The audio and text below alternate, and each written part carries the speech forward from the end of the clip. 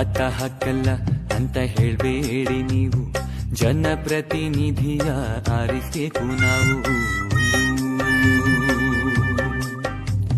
ಮತ ಹಾಕಲ್ಲ ಅಂತ ಹೇಳ್ಬೇಡಿ ನೀವು, ಜನಪ್ರತಿನಿಧಿಯ ಆರಿಸಬೇಕು ನಾವು.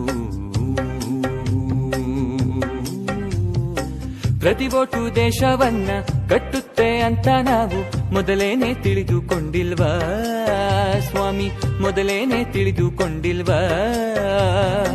ಹಾಕಲ್ಲ ವೋಟು ಅಂದ್ರೆ ಪ್ರಜಾಪ್ರಭುತ್ವ ನಮ್ದೆ, ಹೇಳುಕೆ ನಾಚಿಕೆ ಆಗಲ್ವಾ? ಯಾಕೆ ರಜದ ಸ್ವತ್ತು ಬಳಸಲ್ವಾ? ಮತ ಹಾಕದೆ ಇರೋದಿಲ್ಲ, ಮತ ಹಾಕದೆ ಇರೋದಿಲ್ಲ.